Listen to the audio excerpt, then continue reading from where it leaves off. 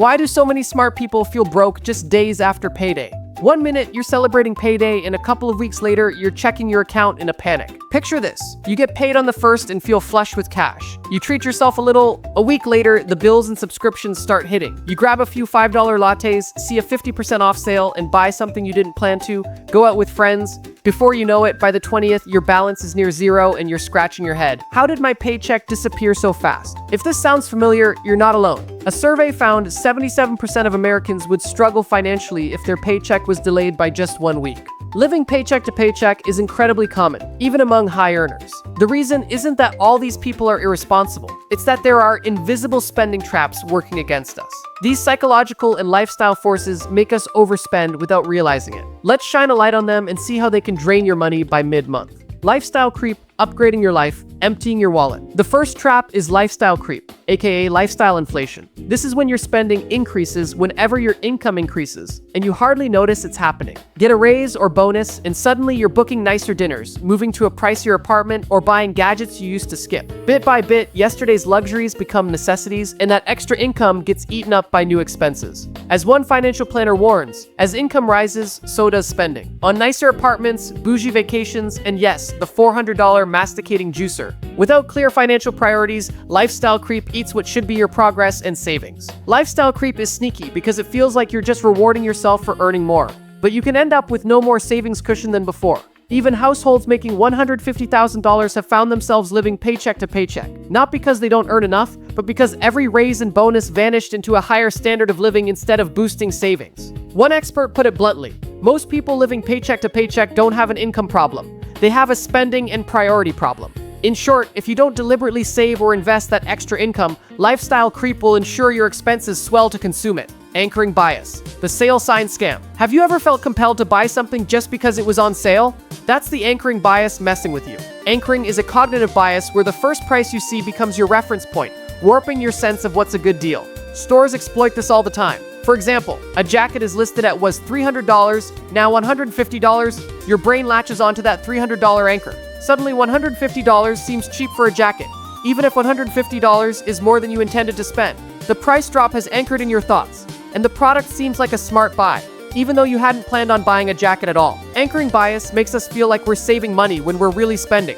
We see 50% off and think we're practically making money on the deal. In reality, unless you truly needed the item, you're just $150 poorer. The same trick is used with high-list prices or limited-time offers to make prices seem attractive. Hedonic adaptation, the never-ending upgrade cycle. Next up is hedonic adaptation, also known as the hedonic treadmill. This is our tendency to quickly get used to new comforts and return to a baseline level of happiness. The new car, the bigger apartment, the 4K TV, they make you happy for a short while. Then they become your new normal and you start to crave something else. In terms of spending, hedonic adaptation means new purchases only give a temporary high. You buy something, feel great for a bit. Then your happiness settles back to where it was. Except now, you have a thinner bank account.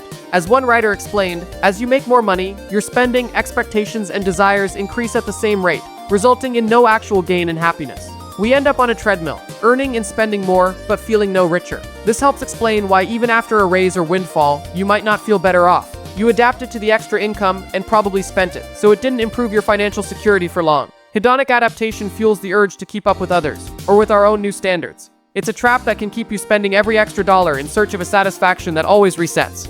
The small leaks that sink your budget. We often focus on big expenses, but it's the little everyday expenses that can sabotage your finances. Benjamin Franklin put it best: beware of little expenses. A small leak will sink a great ship. Think of those small leaks in your daily routine. A $5 coffee here, a $15 lunch there, a $3 app download, a $20 Uber because you didn't want to take the bus. Individually, none of these purchases are earth-shattering, but added up, they can quietly drain your wallet. For instance, that daily coffee habit might be costing you around $92 per month on average, over $1,100 a year. Subscribe to a couple of streaming services, a monthly beauty box, and a cloud storage plan, and you might be spending another $100 or more without noticing. In fact, the average consumer spends $100 to $200 more per month than they realize on subscriptions and small services. These charges often hide in plain sight. Set on auto pay, they chip away at your balance. By the time day 20 rolls around, the cumulative effect of these little indulgences and forgotten subscriptions can be a big reason you're tapped out. Because each expense feels so minor, we tend not to notice how they add up. But those small leaks can still sink your financial ship if left unchecked. Emotional spending, retail therapy, and its real cost. Finally, let's talk about emotional spending. Spending money to cope with feelings, stress, boredom, sadness, you name it. Bad day at work, you splurge on new shoes, feeling down, online shopping spree. This so-called retail therapy can give you a quick mood boost, but it's a trap that often leads to regret and debt. Consider this: 63% of Americans say their emotions influence their shopping, and nearly half have shopped to cheer themselves up. That feel-good rush is real but short-lived, and the bills are very real. No surprise that 43% of emotional spenders end up in debt, and 69% later regret it. If you've ever bought something on impulse to feel better and later thought, why on earth did I buy that? You're definitely not alone. Emotional spending often strikes at weak moments. A rough week, a late night, or a bout of stress, and it can kick off a vicious cycle. Stress leads to spending, which leads to more financial stress. We've just exposed a lot of sneaky forces working against your budget: lifestyle creep, anchoring, hedonic adaptation, small leaks, and emotional spending. No wonder staying solvent until next payday can feel like a challenge. But now that you can see these invisible traps, you can fight back.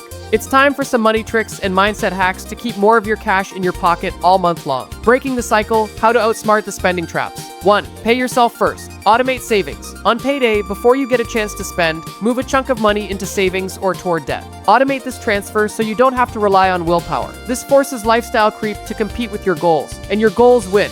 If you get a raise or bonus, try to keep living on your old income and funnel the extra money into savings, investments, or an emergency fund. By paying yourself first, you ensure you're actually getting ahead, not just inflating your lifestyle. 2. Budget your fun money. Give yourself a realistic monthly allowance for fun stuff: dining out, clothes, entertainment, whatever you enjoy. Having a set fun budget means you can indulge without derailing your finances. Pick an amount that fits your situation. Once that money is spent, pause non-essential purchases until the next month. This helps you prioritize what you enjoy most and prevents mindless overspending on things you don't value as much. 3. Use the 48-hour rule for impulse buys. This simple hack counteracts anchoring in impulse shopping. When you feel the urge to buy something unplanned, especially if a sale is urging you, wait 48 hours before purchasing. Often the intense gotta-have-it feeling will fade, and you'll realize you can do without it. For online items, leave them in your cart or wish list for a couple days. If you still really want it after 2 days, fine. Otherwise, you dodged a bullet. This delay can save you from heaps of buyer's remorse. 4. Audit your small expenses. Go through your subscriptions and daily spending to find any leaks. Are you paying for services you barely use? Did a free trial turn into a paid plan you forgot about? Look at a month of bank transactions and identify a few places to cut or trim. Maybe make coffee at home, most days instead of buying. Maybe cancel the streaming service you don't watch anymore. Those little savings, $5 here, $10 there, can add up to a lot over time. Plugging even a few leaks will free up cash that you can redirect to savings or more important needs. 5. Plan for emotional spending in small doses. If you know you tend to splurge when you're stressed or sad, build a treat yourself fund into your budget. A small amount each month that you can spend guilt-free on whatever pick-me-up you want. Beyond that, find no-cost ways to improve your mood. Go for a walk, call a friend, play your favorite music. When the urge for retail therapy hits, pause and ask yourself if you're buying this out of need or emotion. Just being aware of the trigger can help you resist an impulsive buy. Save shopping for when you're in a better headspace and have thought about it calmly. You'll still get to enjoy occasional treats, but on your terms, not just whenever emotions run high. 6. Set clear goals and track them. Give your money a mission. It's much easier to say no to a frivolous purchase when you know that money is earmarked for a down payment, a vacation, or paying off your credit card. Write down your top financial goal and how much you need for it. Track your progress each month.